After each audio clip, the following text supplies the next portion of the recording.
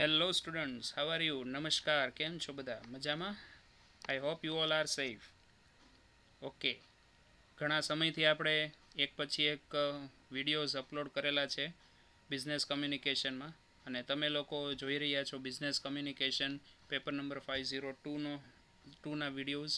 અત્યારે આપણે યુનિટ 1 ચાલી રહ્યું છે. સ્પેશિયલી બેન્કિંગ ઉપર આપણે અત્યારે કોન્સન્ટ્રેટ કરીએ છીએ. યુનિટ 1માં different type of banking system, banking account, એની ટાઈપ, આ બધી વસ્તુ આપણે પ્રીવિયસ લેક્ચરમાં જોયેલી હતી.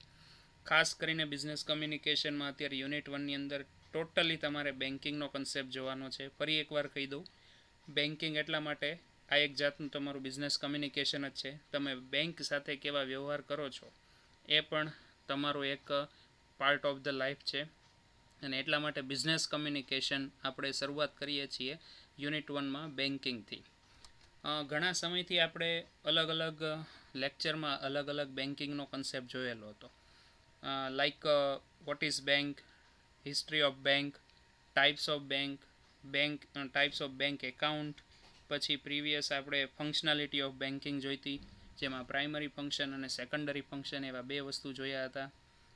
હવે આજે આપણે જોવાનું છે the essentials elements of sound or good banking system. એટલે કે આજનો મારો પોઈન્ટ છે, બધી બેંક આપણે ઘણી બધી છે, કોમર્શિયલ બેંક છે, પ્રાઇવેટાઇઝેશન છે, ઘણી બધી બેંક છે, પણ આમાંથી સારી બેંકના ગુણધર્મો શું, એને કેરેક્ટરિસ્ટિક્સ શું, એવા કયા એલિમેન્ટ્સ છે કે જે આપણને સારી બેંક પ્રોવાઈડ કરે છે, અથવા તો તમે એને કહી શકો કે ઓકે આ બેંક સારી છે. તો જનરલી જો હું તમને આવો કોઈ પ્રશ્ન પૂછું કે તમારા મત અનુસાર સારી બેંક કોને કહેવાય, ગુડ બેન્કિંગ સિસ્ટમ કોને કહેવાય, તો તરત જ તમે કહેશો કે સર, જે બેન્કિંગ સિસ્ટમ, જે બેંક આપણને ઇન ટાઈમ બધી પ્રોસેસ કરીને દે. બીજું, જેની અવેલેબિલિટી દરેક જગ્યાએ હોય. ત્રીજું, જે બેંક આપણને ડે ટુ ડે લાઈફમાં ઘણી બધી ફેસિલિટી આપતી હોય. તો આવા બધા ઘણા બધા કેરેક્ટરિસ્ટિક્સ છે કે જે આપણે કન્સિડર કરી શકીએ કે ના, આ બરાબર છે, આ બેંક છે એ પ્રોપર છે. પણ આમાં અલગ અલગ વ્યક્તિઓ અલગ અલગ વ્યૂ એના આપતા હોય છે કે ભાઈ આવું હોય તો આ સારી બેંક કહેવાય, આવું હોય તો આ બેંકને સારી બેન્કિંગ કહેવાય. પણ આપણે બધા વ્યૂમાંથી કોમન વ્યૂ જોવાનો છે.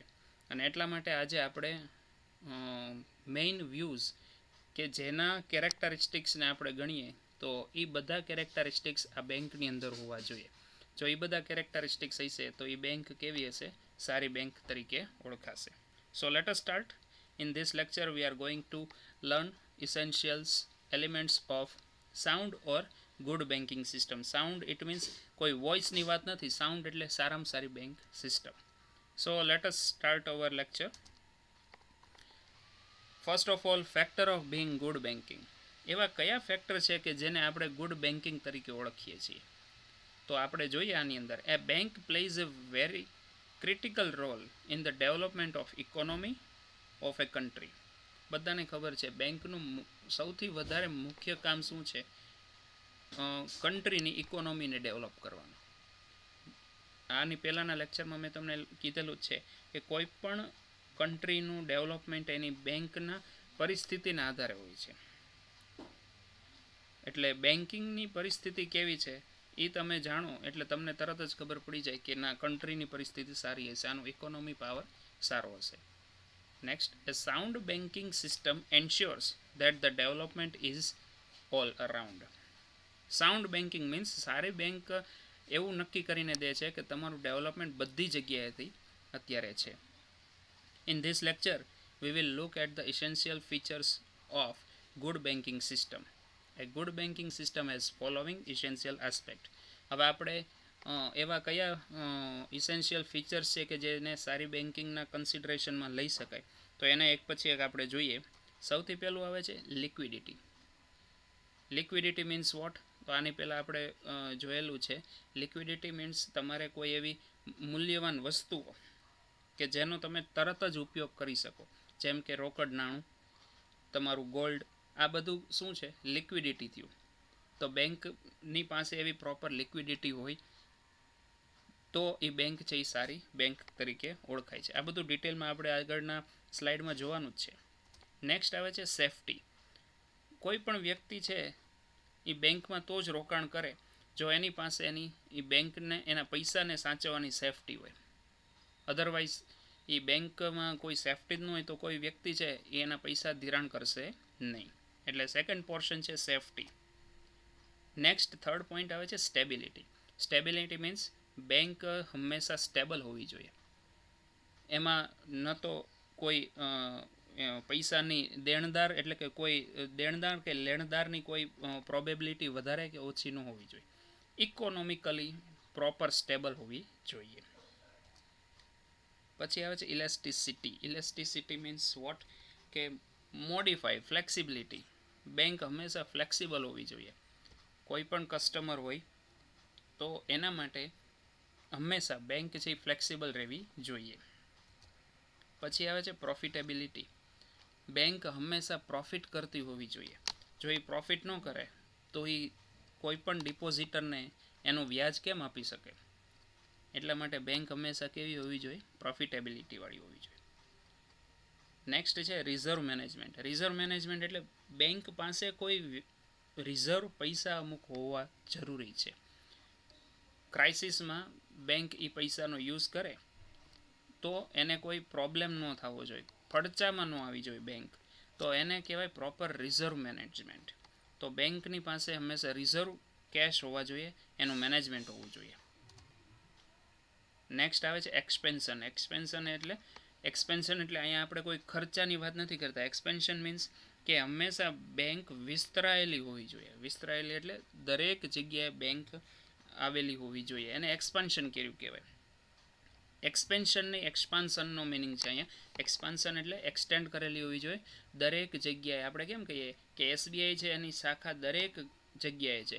સિટીમાંય છે, તાલુકામાંય છે અને એઝ વેલ એઝ ગામડામાં પણ છે. તો એ એક્સપાન્શનવાળી બેંક કહેવાય. Okay, let us view in detail. આપણે હવે ડિટેલમાં જોઈએ. પહેલું આવે છે લિક્વિડિટી. તો લિક્વિડિટી એટલે શું? A financial asset is said to be liquidity if it can quickly and easily be converted to money without loss of nominal value. એટલે કે લિક્વિડિટી એટલે કે એવી એસેટ્સ કે જે ઝડપથી અને ક્વિકલી એટલે કે ઝડપથી અને ઇઝીલી શેમાં ટ્રાન્સફર થઈ શકે, મનીમાં કન્વર્ટ થઈ શકે વિધાઉટ લોઝિંગ નોમિનલ વેલ્યુ. એટલે કે એવી વસ્તુ કે જે ઝડપથી આપણને અને ઇઝીલી આપણને કોઈ, તમે માની લો કે તમે કોઈ એવી વસ્તુ મૂકો છો, તમારી એસેટ્સ મૂકો છો, તો એ ઝડપથી તમને એમાં કેશમાં રૂપાંતર થઈ જવું જોઈએ અને પાછી એની મેઇન વેલ્યુ પાછી લોસ થવી જોઈએ નહીં, તો એને લિક્વિડિટી કહેવાય. તો બેંક પાસે આવું લિક્વિડ એસેટ્સ હોવી જોઈએ. તો એવી લિક્વિડ એસેટ્સ એટલે કઈ? તો સેકન્ડ પોઈન્ટ જો, coins and paper currency are the most liquid assets of all. they already are money. સૌથી અગત્યની લિક્વિડિટી કઈ છે? તો કે કોઇન્સ અને પેપર કરન્સી. બટ ઓબ્વિયસ છે આ પોતે જ એક કરન્સી છે, એટલે સૌથી વધારે મહત્વની લિક્વિડિટી કઈ થઈ? કોઇન્સ અને paper currency. Next, safe, short term government bonds and bank deposits are also very liquid. એટલે કે તમારી સેફ ડિપોઝિટ હોય, શોર્ટ ટર્મ કોઈ બોન્ડ કરેલા હોય ગવર્મેન્ટ સાથે, અને બેંક ડિપોઝિટ એટલે કે તમારા પૈસા કોઈ બેંક પાસે પડ્યા છે, તો આ બધી પણ શું છે? એક જાતની બેંક માટે લિક્વિડિટી જ છે. Assets like common stock, real asset or production equipment are not very liquid. એવી મિલકત, સપોઝ માની લો કે સ્ટોક એટલે કે તમારી પાસે શેર બજારનો શેર પડ્યા છે. રિયલ એસેટ્સ એટલે કે મકાન છે. પ્રોડક્શન ઇક્વિપમેન્ટ એટલે કે તમારી પાસે માલ મિલકતનું પ્રોડક્શનનું કોઈ ઇક્વિપમેન્ટ છે, મશીનરીઝ છે. તો એ બધી છે ને એ વેરી લિક્વિડિટીમાં વેરી લિક્વિડમાં ન આવે, એટલે કે ઝડપથી ટ્રાન્સફર ન થઈ શકે. શું કામ? તો જો એની નીચેના સબ પોઈન્ટ વાંચો. Their market price is uncertain, unchange and changes constantly. હવે આ બધાની માર્કેટ પ્રાઇસ કેવી હોય? અનસર્ટેન હોય ને. તમે એમ કહો કે મારી પાસે એક મશીન છે, મારું આ એસેટ છે, પ્રોડક્શનનું મશીન છે. હવે એ મશીન આજે સપોઝ 1.5 લાખનું મળતું હોય, કાલે પછી જ મશીનના ભાવ છે એ ઘટવા માંડે, તો એ લિક્વિડિટી એની જે મૂળ કિંમત છે એ એને બેંકને મળતી નથી. બીજું સ્ટોક માર્કેટમાં પણ એવું છે, આજે જે શેરના ભાવ છે એમાં વધઘટ કાલે આવવાની જ છે. તો આ બધા છે એ લિક્વિડિટીમાં ગણાય નહીં. Next point, last point, they may take time to sell and sales may be subject to large fees or commissions. હવે આ બધા જે છે, આ બધા જે એસેટ્સ મેં વાત કરી કે ભાઈ મશીનરીઝ છે, મકાન છે, પછી સ્ટોક છે, આ બધાને વેચવા માટે સમય જોઈએ. અને પાછું બીજું શું છે, હવે એના માટે કોઈ કમિશન પણ દેવું પડે. માની લો કે કોઈ મશીન વેચવું છે અથવા તો એસેટ્સ છે, તો તમારે તમારું ઘર વેચવું હોય, બેંકને કોઈ ઘર વેચવું હોય, તો એના માટે વચ્ચે કોઈ વચેટી હોય, કમિશન દેવું પડે, કમિશન એજન્ટ હોય, તો આ બધું દેવું પડે એને. એટલા માટે હંમેશા આ બધી લિક્વિડિટી છે એ પોસિબલ નથી. બરાબર, તો આ લિક્વિડિટીની વાત થઈ. Next, last point, a commercial bank is under an obligation to pay its depositors cash on demand. એટલે દરેક કોમર્શિયલ બેંકને એક પોતાનો નિયમ હોય છે કે ડિપોઝિટર જ્યારે કેશ માગે ત્યારે તરત જ એને મળી જવા જોઈએ. કેશ ઓન ડિમાન્ડ કહેવાય. એટલે કે ડિપોઝિટર પોતે કેશ માગે ત્યારે એને મળી જવા જોઈએ. બીજું, બેંક જ્યારે ડિપોઝિટર પાસેથી કેશ માગે તો પણ એને મળી જવા જોઈએ. This is only possible if the bank possess such securities which can be easily liquidated.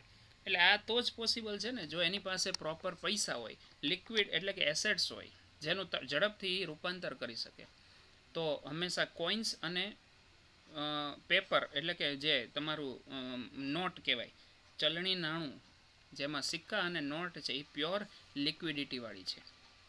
એમાં આપણે રાહ જોવી નથી પડતી કે આની બજાર કિંમત છે ઓછી આવશે, વધારે આવશે, એવું બધું ચેક કરવાની જરૂર પડતી નથી. તો આ વાત થઈ લિક્વિડિટીની. પછી આવે છે safety.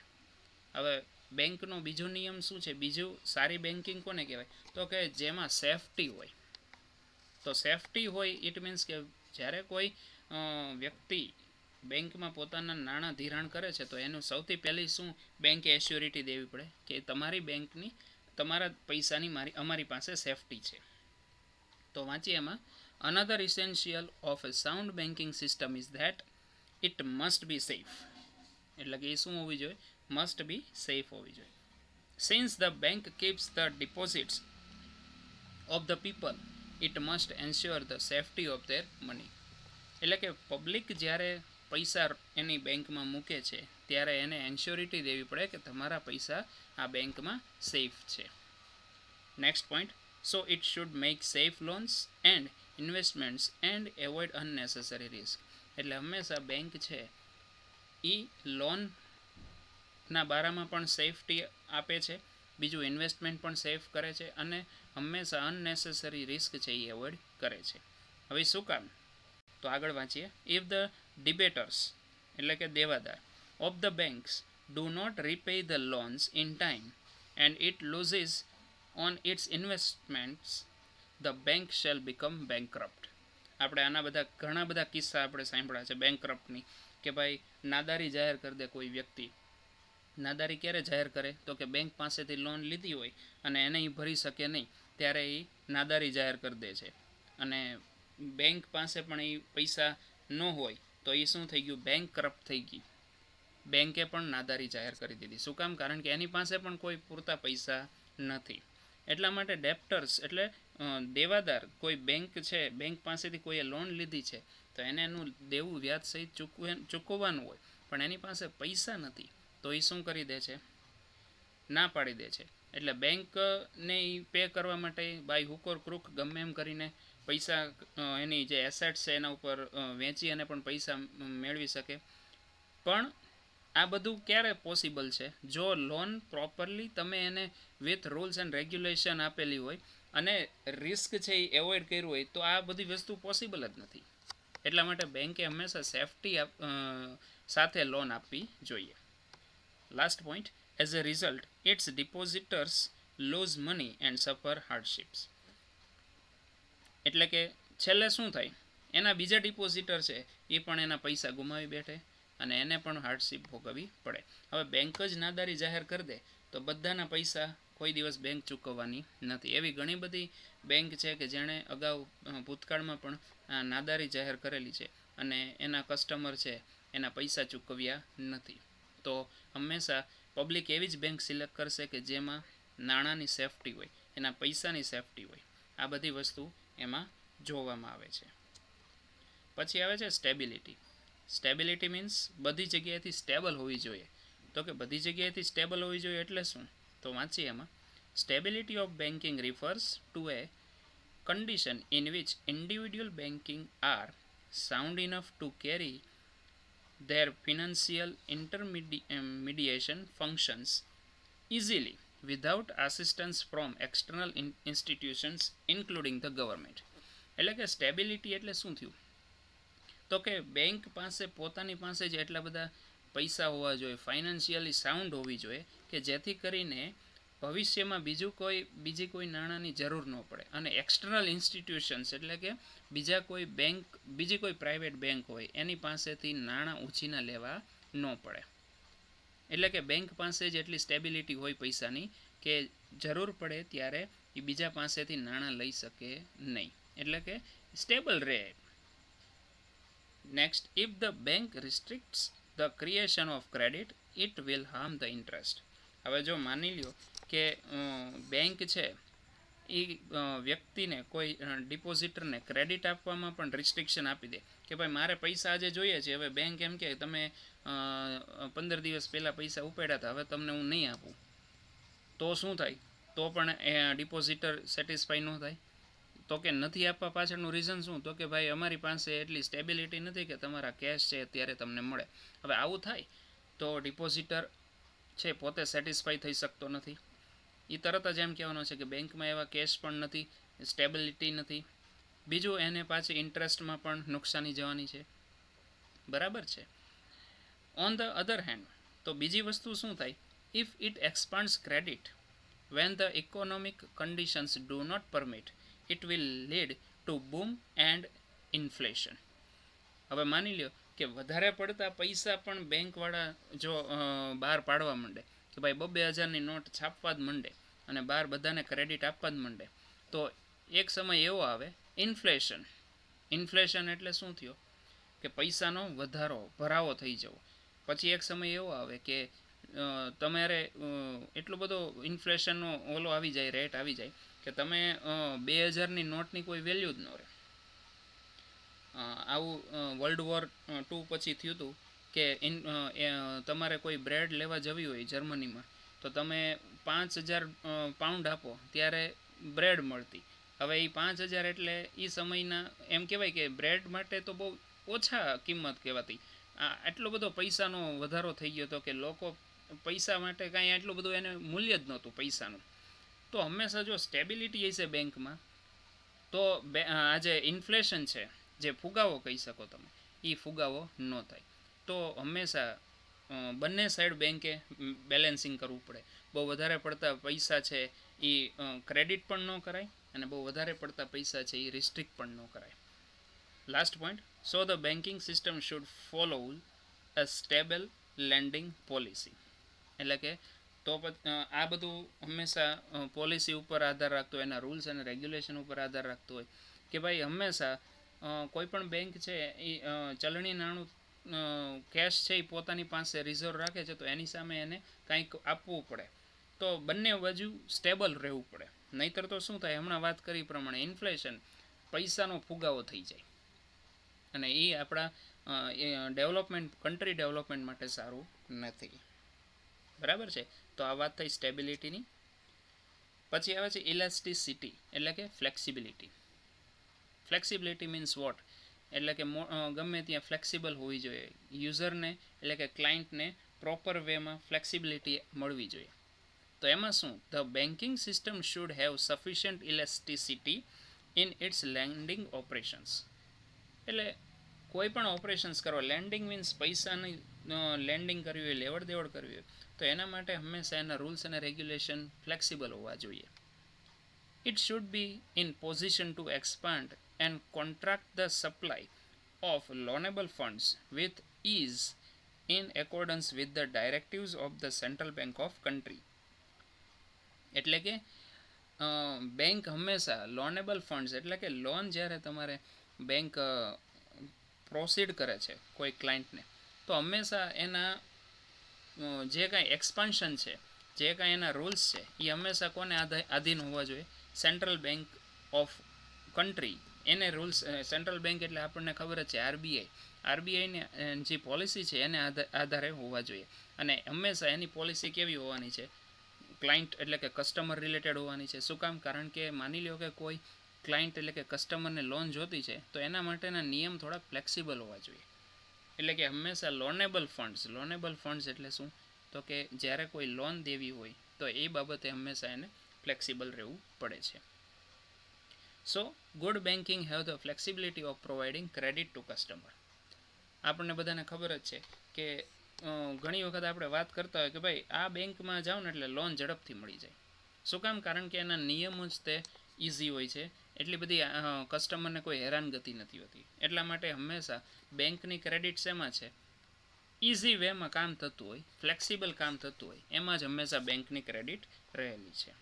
So bank should be flexible. Profitability. હંમેશા કોઈ પણ ફર્મ કે કોઈ પણ ઇન્સ્ટિટ્યૂટ કે કોઈ પણ સંસ્થા જો પ્રોફિટ કરતી હશે તો જ એના કસ્ટમરને, તો જ એના એમ્પ્લોયને સેટિસ્ફાય કરતી હશે. એવું જ બેંકમાં લાગુ પડે છે.